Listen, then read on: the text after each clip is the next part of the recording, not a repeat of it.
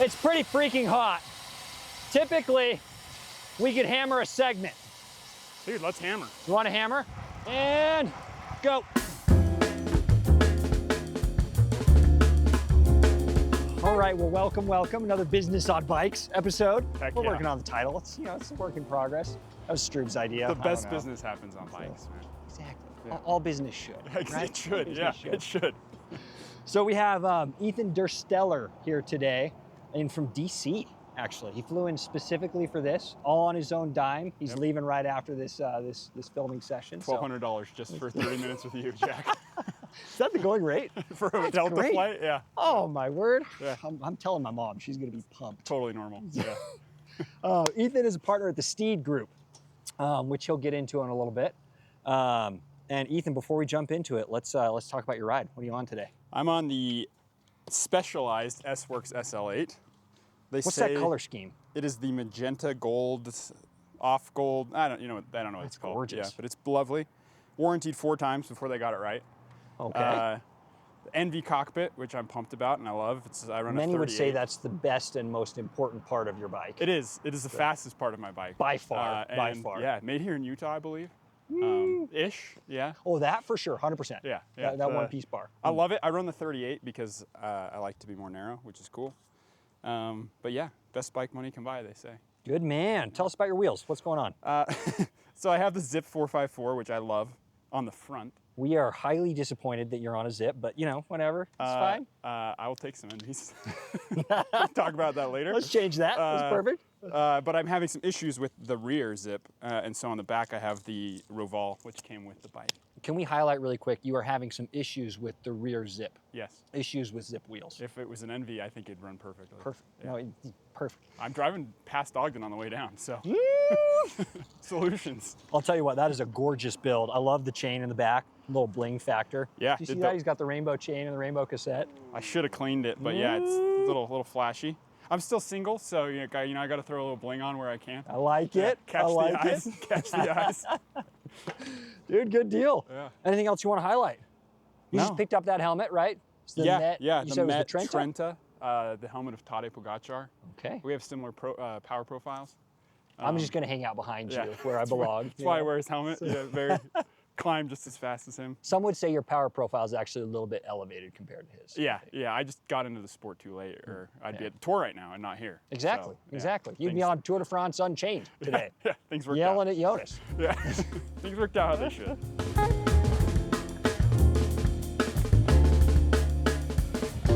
Okay. Tell us about the Steed Group. Okay, Steed Group. My focus is essentially on 2 things. I like to help companies make money, or funds, whatever. And what I realized a few years ago is that there's basically 2 reasons, in my mind, a lot of really promising companies don't succeed. The first being access to capital, right? They just don't have enough money. And the second being a lot of the companies I work with run into regulatory issues. Interesting. They can't grow because of a Forest Service permit or something with a BLM, or they can't get a deal done because of some obscure federal regulation, right? So I joined the Steed Group to address those 2 things. Hey, can we get companies capital? So we help companies raise money. And can we help them navigate regulatory hurdles? Okay. And that's all we do. That's our bread and butter. So you're in DC for the regulatory side of it, presumably. Yes. How does the capital side factor into that? A lot of airplane travel. Okay. Yeah. In another world, I worked for kind of a community of business leaders and made a lot of connections through there. People that are willing to make good investments all across the country. Okay. Thankfully, I was able to build up trust with a solid client base at that job, and folks that are open to me bringing them interesting opportunities. But they're all over the country. So like I said, a lot of flying. I love the new airport here in Salt Lake. So easy to navigate as a Delta guy. Decent food options. Yeah, great food options. So I'm based at half-time out of here, half-time out of DC. Okay, awesome. When we say here, is it Salt Lake? Is it, where's home here? 25% Logan, 25% Salt Lake, 50% DC. I grew up in Logan, Logan boy, and then still, family still all lives up there. All right, so born, raised in Logan. Yep. Tell me about that. It was awesome. I was like the last generation. I graduated high school in 2013. Okay. To get all the way through without like Instagram came out my senior year. Awesome. So it was man. like idyllic small town USA growing up. I I played don't know a lot if that of football. exists anymore, anywhere, right? I don't think it does, man. Like my sister, who I love, she graduated like 2020, and it was just a totally different experience for her, even in the same community Yeah. than I had. So yeah, I don't think it exists anymore. But it was awesome. So lucky. I played a lot of football. Went to Utah State after my mission Okay. to play football. Where'd you go on a mission? South Korea. South Korea, cool. So I used to do a little bit of business, raising money out of South Korea, helping South Korean firms, Okay. which is a lot of fun. And then came back to play football and broke my femur. No! Holy cow. So never actually played at Utah State. Got into business. My dad does work up there at the business school. Okay. And then I got really lucky. Got this internship in DC when I was a sophomore in college. Went out and the guy was just like really willing to take a risky bet on me. Hired me on the spot. And I never went back to Utah State. Oh my word. What was the did get a role? degree. What were you doing? I was a lobbyist. I thought I wanted to like work in policy exclusively. Okay. Wanted to go up to the Hill, influence policy. I was a big like West Wing generation baby. So thought I could make a big difference. Soon learned that I couldn't. Everything worked so well back there. So quickly skewed into the kind of like policy influence, helping companies solve governmental issues, that world. And my first job after that internship was with the National Football League, Oh, helping do their government affairs for 4 years. In order to be like happy and fulfilled in my career, I like to see tangible results of helping people, helping companies, etc. And DC is so slow and so dogmatic and so, it's just hard to do that, to get things done, right? And so rather than go back to the NFL, a really close personal family friend came to me, said they had an opportunity at essentially a family office in DC. And I took that opportunity to go and was a director of investor relations for them. oh, awesome. Yeah. Okay. And So- that introduced me to a whole new world, right? I went from exclusively lobbying to learning more about the investment side and like why people invest their money, how high net worth individuals engage with others, what they're looking for, problems they really need solved. And so it was another like baptism by fire in terms of just learning a whole new world really quickly. So But I when you loved it. say, when you say investor relations for a family office, it sounds like what you're saying is kind of maintaining the network of co-investor type family. Okay. Exactly. Awesome. So, like, you know how it works, right? Like, this family had been incredibly successful with their investments, brought on other, successful families and business leaders to co-invest with them. Mm-hmm. So I was just mostly maintaining those relationships, bringing in new partners, things Okay. like that. Okay, IR, family office, what's next? I turned 30, Good and night. I was like, yeah, huge for me. This was December Well, of that's last. a lot going on before you're 30. Yeah, you leave college when you're 20, you can get a lot done, you know? Man. I did finish college, so anybody that wants to hire me, I do have a degree. I finished it all online. Okay. But I turned 30, kind of realized that I wanted to have a bit more autonomy in how I was operating. Work on things that I found personally interesting and really where I could add the most value to people. Mm-hmm. And so kind of went off on my own, met Jeff Steed, who's the founding partner of our firm. Okay. And he essentially invited me to come in and run my business through the Steed Group. And so I focus on two things, like I said at the top, like raising money for folks, whether that be nonprofits, companies, sports teams, and then solving regulatory issues for the same group of people. Tell me about your cycling exploits and how you've merged that with business. So, I love cycling. I'd say it's one of the few things in life that I'm like truly passionate about. I think bikes are just a beautiful way to see the world. They bring us together, and then the athletes that compete at the top of the sport are just, in my opinion, second to none. Yeah. And so There's just no one out there with the same level of fitness. there isn't, like, it's tough to go to somebody who's never ridden a bike and be like, you don't understand how painful riding this up a mountain is. But for those of us who do, and then you watch what those guys do in all types of conditions, like for 21 days in a row, it's just like unfathomable. And so really wanted to like find a way to merge that passion with what I do for work.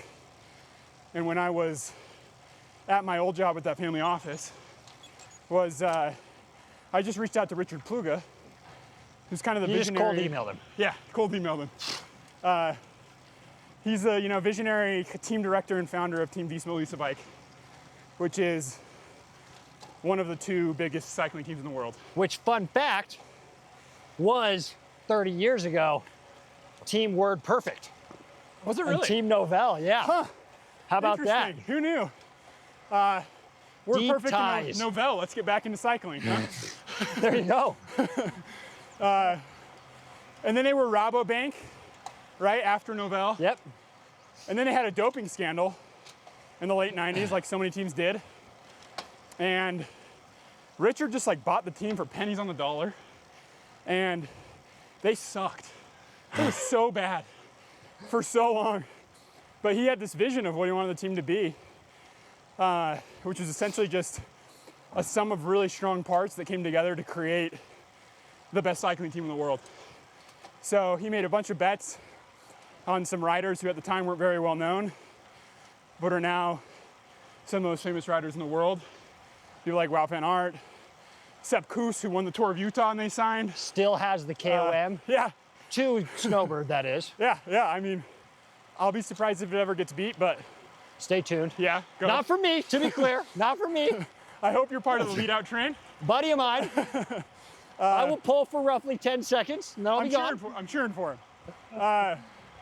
But, so I reached out to Richard kind of like cold turkey. It was just like, I love sports. I love your sport. I have experience raising money. Can I help you? Can we work together? And he sent me an email back that day. Whoa. And we built a relationship, and now I work for the team trying to find US sponsorships for them. Okay. In addition to a few other cycling teams as well. But they were my first client, That's cycling the first client. one, the foray into it. Yep. When you think about sponsoring one of these teams, what's the visibility? How do you show ROI? Like, help me think through some of those conversations. Yeah. Like if little old Epic Ventures were to come in and be the title sponsor of, Visma, which we're not dropping 15 mil on Or anything. perhaps a new domestic pro team, the next big US cycling team. Look, I think I'm a big believer in that all marketing is personalized. The cool thing about cycling is that because the teams are so reliant on sponsorship dollars, they can create content and opportunities for you, let's say Epic Ventures, that the Utah Jazz or the NFL cannot. Okay. Because if you go to the NFL and you're like, I have $5 million to spend, they'll be like, cool, here's a 25-second Super Bowl ad. Like, congrats, right? And it's cool You because can have a B tier suite. yeah, not even, right? Like, the Super Bowl, you're not getting a suite for that. You do 5 million to like, even the biggest of the cycling teams, you're going to have access to the top brass. You're going to be, just at the Tour de France, part of the most viewed sporting event in the world. But the most exciting thing, I think, is the opportunity for content creation with the cycling stars themselves. Tell me more about that. So, say you have an investor who is a cycling guy, right? Or somebody that you're trying to get to engage with Epic, who's a cycling fan, or just a fan of outdoor sports. Or say we do a lot in healthcare, for example. Yeah, healthcare. Like, say we invest in a new performance health clinic. Perfect example, whatever. Yeah. So you can go to them and say, hey, look, I know maybe you're not the biggest cycling fan, but we're doing a performance clinic together. Wout van Aert has 2.5 million followers on Instagram, huge international reach, one of the most admired athletes in the world. Possibly the athlete I want to meet more than anybody else. Yeah, right? Like, and we can get him to come and promote your product or to ride with X investor. And it's just like, you would never get that engaging with a sports team in the US unless you were willing to write like a substantial check. And I'm not saying 5 million is not substantial, but you could do that for 250,000, right? Wow. The barrier to entry in cycling is so much lower and the reach is comparable. And so in my opinion, it's just a really, it's the last portion of the sports market not to be exploited. Interesting. Because like I said, same level of reach with the athletes for a substantial lower barrier to entry. Something I'm passionate about, lost a lot of friends to addiction. So I started working with a nonprofit called The Phoenix that pairs my passion for cycling and endurance sport with helping people overcome addiction. And so we're doing an event here in Utah, and we're hosting US road cycling legend George Hincapie. Maybe the most beloved figure in American cycling, up there for sure. He's gonna come and ride with our donors, our supporters, September 19th to 20th here in Park City. In addition to that, George has, this is where we gotta get like kind of careful about what we say, but George is starting— Keep it holy, we're good. the next big American cycling project. They've started a new team with the goal of being in the Tour de France in the next 3 years, racing at the level just beneath the World Tour, so think like AAA. Okay. That will be comprised of 60% American riders. And we're gonna be doing a series of meetings with Utah companies, approaching them with the opportunity to kind of get in at the ground level of this new, really exciting project. So there's a world where some portion of Utah companies could be the title sponsors behind like the next big pro American team. Yeah, yep. I mean, think about, I know it's controversial, but US Postal Service team in the 90s, early 2000s. Yeah. Regardless of what you think of Lance and what became of that, that was an incredible marketing opportunity. Incredible marketing opportunity. And amazing for the sport. Amazing for the sport. Cycling is so much cleaner now. And I really believe this team is going to be the next USPS. And so Utah companies have the opportunity to kind of get in at the next USPS-like opportunity before it becomes that, right? I mean, it's kind of like, what's his face? Ryan Reynolds and that soccer club. Is it Burnley? Yeah, that he bought her? Yeah. Same concept, right? Yep. Buy You're low. starting. And then cycling is a very input-driven sport. If you spend the money and you have the sponsorships, you sign the good riders, you train the good riders, you level up quickly, just like soccer. My dream would be to get a performance center here at the U or something and have the team make this their base camp. Have a World Tour cycling team based out of Salt Lake City. So I don't know if you know this, but you know, University of Utah Health, the ARUP Labs, the owner of Snowbird, all part of the Epic ecosystem. Are they? Or Can I maybe you look could at the say Epic's camera? part Can of I their look at the camera ecosystem. and say, sponsor the cycling team? Right there. Hey, Jim Hotailing. No, but like you That's said, amazing. it is like such a fertile opportunity for us to partner with you guys in some way to create like the next cool chapter in American cycling. Okay, so this event, you're bringing in the big dog of American cycling now, I would say, George. First off, what's the agenda? So if I want to interface with that, if I want to come in, pay for a seat, Yep. what do I get to do? Well, look, we're obviously raising money for a cause, Right? so we're hoping people will support at around $1,000 to $2,500 level. Okay. That gets you full participation in the weekend. We're gonna do a write-up what we just did, Emigration, on Friday night. And then we'll do a dinner that evening. So we're showcasing that first ride right now. Exactly. All right. For $1,000, pan you off can to the write up left. this. Dinner on Friday with George, getting to just kind of hang out, chill, have a good time, Okay. learn about the Phoenix and what they're doing. And then on Saturday, you and I need to figure out a route. But we're gonna do a bigger route with George, somewhere maybe like Guardsman, something like that. Okay. Do a lunch together and then call it a day. So it's gonna be an awesome weekend. Get 2 rides with George, which will be a blast. And then just an opportunity to talk about like a really good cause in the Phoenix and talk about what we love, the sport of cycling, and how we can grow it here in the States. So I have heard that George is still an absolute monster on the bike. And he looks like it. Can confirm. Although he told me the other day that his 16-year-old son can drop him now, and it makes him feel old. But his son is a beast. His son rides for the EF Devo team. Okay. That's Enzo, right? Is Yeah, his name? Enzo Okay. Hincapie. And he's a beast. He's got his dad's genes, that's for sure. Oh, man.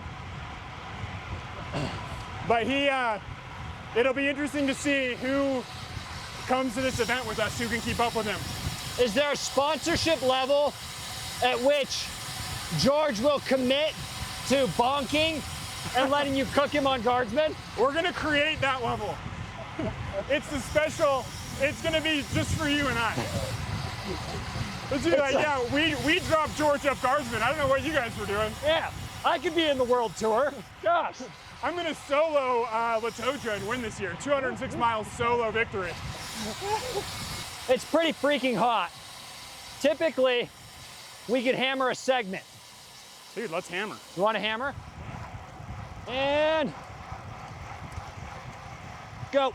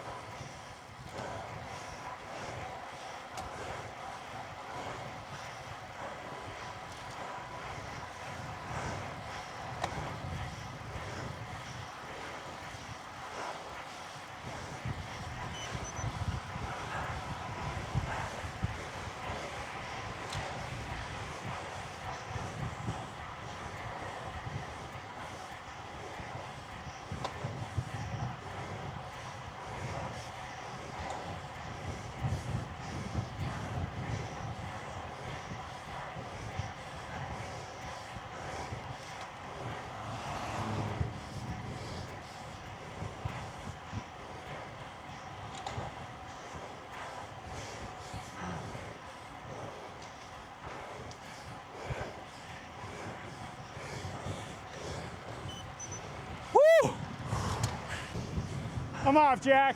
Ah! Abort! Abort! Sorry, bro. Ah! That was brutal. Oh, Oh. Ah! sorry, dude. It's hot. It's hot. Ah! All right, that's a wrap on Ethan Dursteler. My man, thank you. It was a blast, dude. That was a brutal last 5 minutes, thank you. Yeah, thanks for the push. It's hot, I think it's like close to 100 degrees out here. Not hot enough. We got a lot coming down the pike with you, so stay tuned. September, we've got that event, so we'll be releasing, I'll help you on our end, but you'll be releasing some more information on that shortly. And all things US cycling, watch this guy and everything he's organizing. Behind the scenes, I'm not riding, as you can see on that last segment. No, thanks, man. Thanks for having me. It was a blast. It was awesome. Thank you.